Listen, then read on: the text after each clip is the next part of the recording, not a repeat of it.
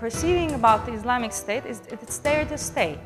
Not because it's going to be there as a territorial power.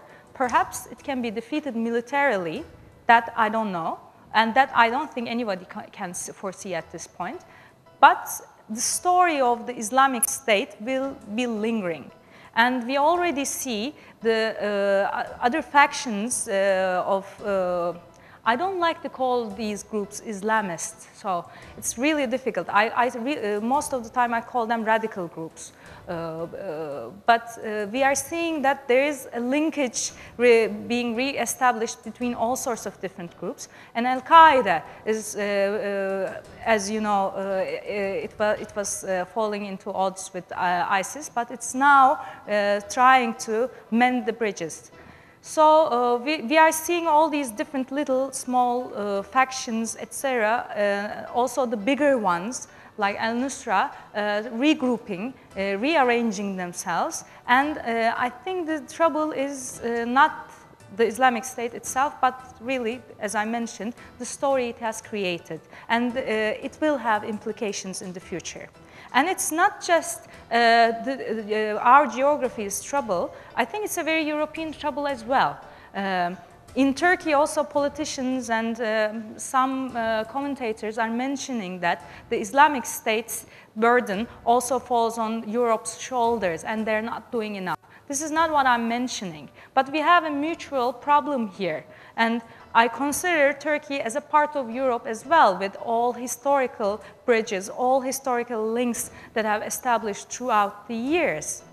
When you look at the Ottoman history, it's also a very European history. You cannot be narrating European history without the Ottoman Empire, without omitting it. So, and vice versa also holds. You cannot have the Ottoman Empire history without Europe, without mentioning Europe.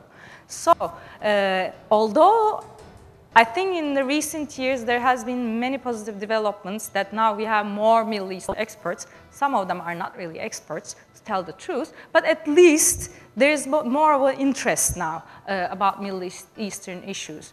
But we should be reading things together, I think, and the ideal Middle Eastern expert should also have the command of the European languages and be reading the European literature. But to be honest, without having the command of the regional languages, I don't think one can be a Middle Eastern expert. As I said before, I don't consider myself one. So anyhow, returning back to the Islamic State issue, here what are we talking about when we mention the Islamic State, the ISIS? On one hand, we were talking about Al-Qaeda. Then what has changed? Actually, one of the biggest changes that has come about with ISIS is that their use of the social media. Now they're using it very professionally, much more so than many of the political movements in Turkey can master social media. ISIS does, and they have a lot of followers, and they're recruiting people through the social media. In that sense, they have a reach much more than Al-Qaeda did. But as different from Al-Qaeda, what Al-Qaeda offered as an alternative was a deterritorial organization. But ISIS is going beyond what Al-Qaeda did and establishing a territorial idea once again. And it's trying to assert itself as a state in Syria and also now in Iraq. Perhaps has it stayed in Syria only, maybe it wouldn't have turned into such an international problem as it is now.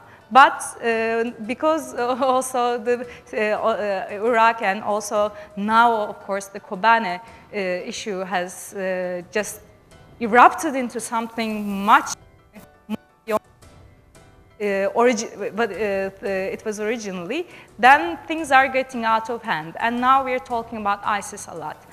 And a few days ago, actually a leftist person, when I was talking about ISIS, asked me the question, why do you think ISIS is such a big problem? Because if it's about the beheadings, it's about the violence, Saudi Arabia is also beheading people. And they've had, as a state, they've beheaded almost 60 people in the last couple of months only. So if it's violence, there you have state violence. So why are you creating a fuss? But the thing is, with ISIS, we are also talking about something different. And a very little number of people actually, I think, have written it, from this perspective. Yet, so far. For example, Zizek has written an article in New York Times, and he was mentioning that he was looking from a theoretical perspective, trying to come to grips with the Islamic State, saying that it's an insult to true fundamentalism, and it's the ultimate nihilistic position, in a way, taken by the so-called Islamists. He is also using the word so-called in an interesting manner. Because I'm mentioning that because used to the word so-called, especially the chief of staff in Turkey used to mention so-called all the time, sözde, and now it's coming back also in an international sense. But when we say so-called, still the claim is hanging there, and the Islamic State, by calling itself Islamic and by using Islamist rhetoric, is having is styling itself as, in that sense, Islamic power or Islamist power. But as I mentioned, it's also, I said, it's also a European problem. Now you have many converts, or even people, I'm skeptical if they converted at all, join the Islamic State to become their fighters. So there's something else at stake. And recently, a few days ago, I was reading that there were also recruits of ISIS from Azerbaijan, and they are called the Karabakh Partisans, which is a very shady group. They also did fight in Chechnya. But also, recruits from Azerbaijan, that's also something, you know, when you look at the sectarian issues, it's a bit bizarre. But also you have recruits from India, you also had recruits to be from Japan. Imagine Japan, why? I mean, it's not just an Islamic issue, you see something else is going on there. So, all this, in that sense, inspiration has created, sorry, by the way, has created a success story, one way or the other. And it's a very unfortunate success story. New heroistic, in that sense, narratives are being created. Maybe we're not so much aware of it if we are not following up the ISIS in that sense, social media outlets, etc. But they have their followers, and they're being reflected a lot in the media. This summer I was in Germany, and I was asking the German journalists there how they report about ISIS, what are their criteria? Because at the same time, when you're reporting about ISIS, you're advertising them. You're advertising whatever they're doing. And for some people, I mean, it's totally something that worries and really scares you and makes you hate ISIS. But on the, at the same time, for other people, it's an outreach. Some people are being inspired. So what's the end line here? And they couldn't really answer. They didn't have, they said that they were trying to find their own path, and, but they said that this is something that worries them a lot, and they are trying to scrutinize, they're trying to find a ground for their reporting in that sense. And they try never, when they are suspicious that they're advertising ISIS, they stop there and, in a way, shape the story otherwise. But we don't have a recipe, and I think in Turkey the trouble is we're not even having the debate about it. As I said, such things, the theoretical debate about what ISIS is relatively new, and you don't have much contribution to that, like the case of Zizek, which I thought wasn't a brilliant piece in itself. Because again, Zizek was emphasizing that it's an Islamist problem, and the fundamentalist Islamists somehow are not feeling superior. But I think ISIS is creating a superiority story, which is the dangerous part of it. It's a superiority story over the West.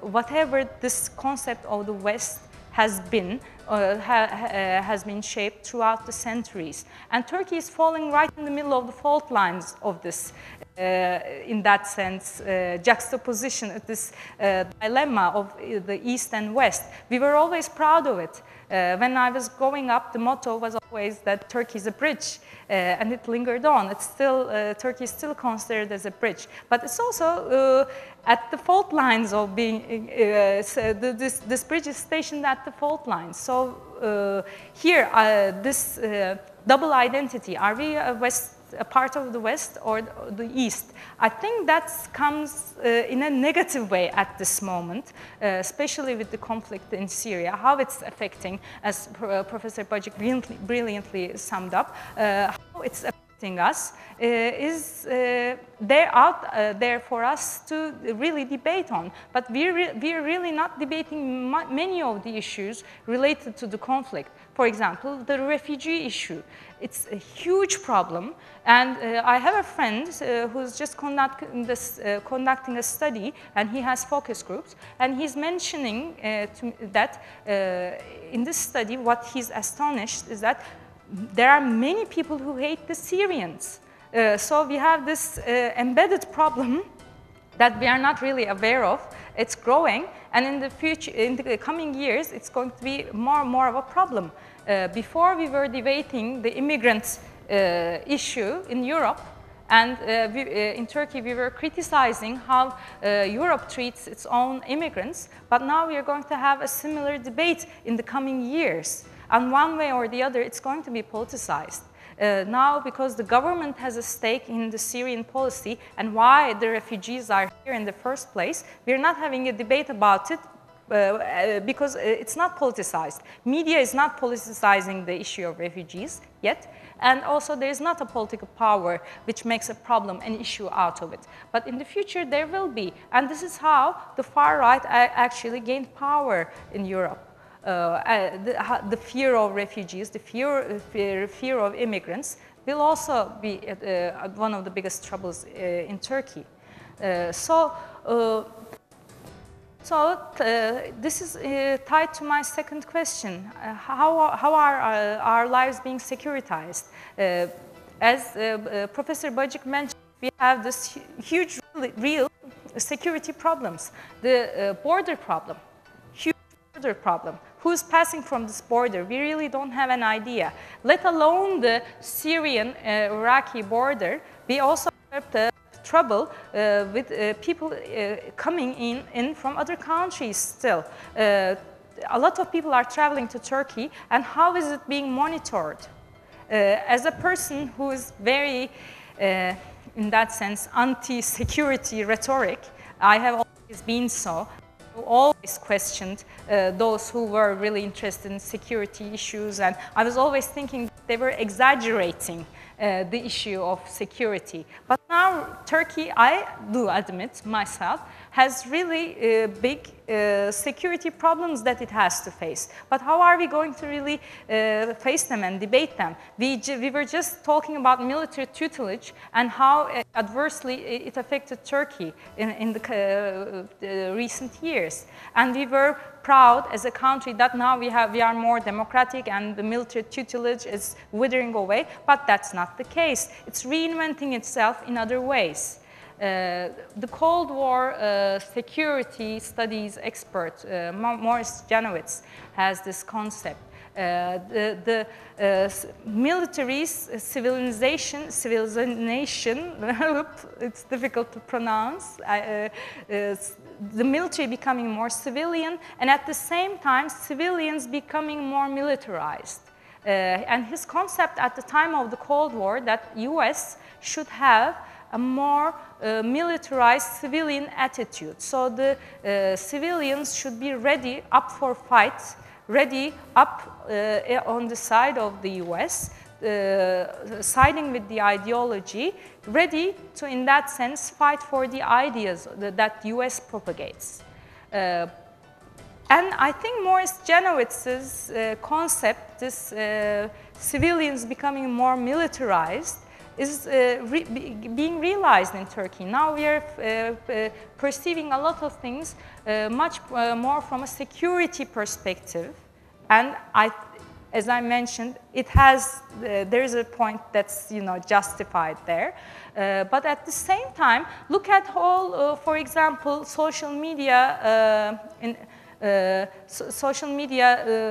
reflections about the Kurdish question. Look at the side of the Kurds. How many Kurds are really, for example, sharing military images from Kobane? And all of a sudden, for example, we have a military chic attributed to the female fighters fighting in Kobane. So that's really interesting. And all of a sudden, we have a very militaristic rhetoric also from the left-wing people in Turkey supporting the fight in Kobane. For example, when there was a suicide bomber, she was called there was an interesting wording of it. I don't know how to translate it into English, but she wasn't called a suicide bomber, but she was called a martyr in a different rhetoric. We were thinking that in the Kurdish question, the debate of martyrs was just past. We were in the peace period, but it's no more there anymore. We are all perceiving things from a more militaristic perspective, and this makes all sorts of peace debates very difficult.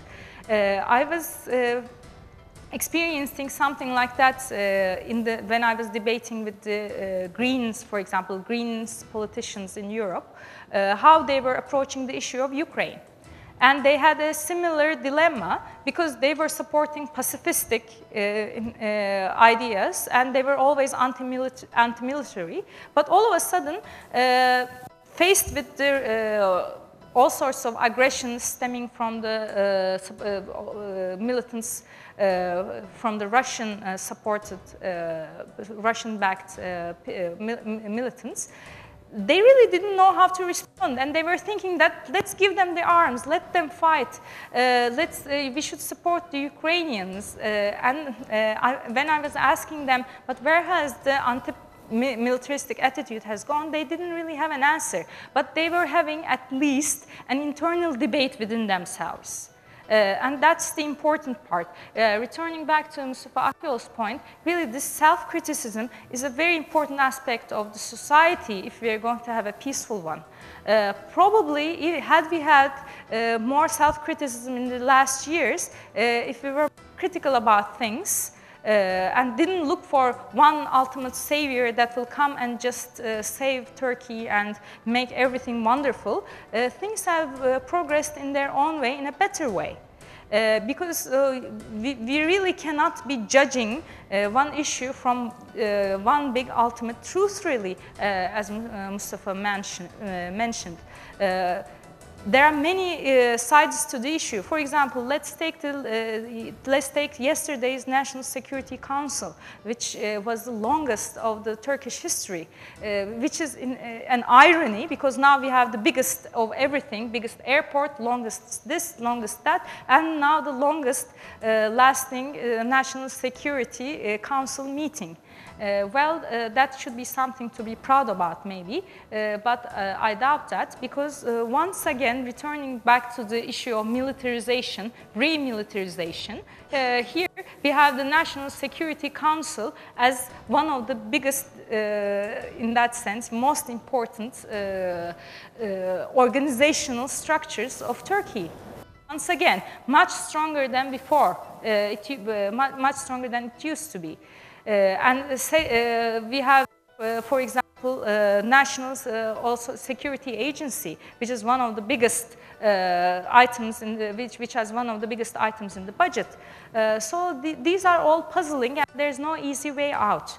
But at least to be aware of them, to be debating them, And hopefully, maybe the way for Turkey should be debating them together, because maybe some of the political wings that are not affiliated consider themselves as enemies actually have the same problems, face the same problems, but they don't have a dialogue. And here it should be a mutual dialogue for once and for all, because we really do have this very important issues that we are facing. And unless we face them all together, unless we are aware of their importance all together, then Turkey will I wouldn't like to say crumble. I don't want to make people pessimistic. This is not my intention. I think Turkey is fortunate in the sense that it has very strong state institutions. And you wouldn't be hearing this from me usually, because I'm not pro strong state.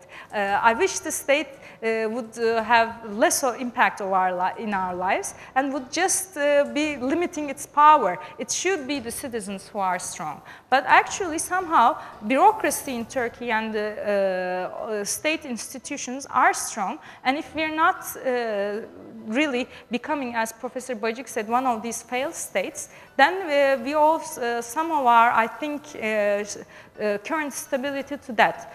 But it won't last. One way or the other, while the strong state institutions still hold us together somehow, because when I say strong state institutions, I don't mean the army or the whatever, of course not. I began writing, I began journalism, I mean, as a columnist. I was a journalist before, but I began writing as a columnist at Taraf Daily, specifically because I was very anti-military tutelage issues. So this was my initial intention. But somehow, you have really good bureaucrats in Ankara, because I'm living in Ankara, I witnessed that. Some people just really want to do their job and want to have some positive impact over the lives of people. And that's what makes Turkey go around. It's not the politicians, it's not anyone specifically really saving Turkey or whatever in the past years as well, but it's really some decent people working in Ankara as bureaucrats, and you have some parliamentarians, individual, I mean, I'm not mentioning any party at all, but you have really few individuals that are working hard, and they make big impact, I think. They create huge difference. So, individuals in that sense do make a difference. Maybe we are not an individualistic society, as Mustafa mentioned, that's truth. But somehow, when you take the power into your hands, yeah, you are courageous, and if you're decent, then you do make a difference. I mean, I'm sure you're experiencing in our lives as well. One professor makes the biggest difference in your life. One person by some word or some action does really change things for you. So looking at this pessimistic landscape, still there are ways out, and we're not helpless. So.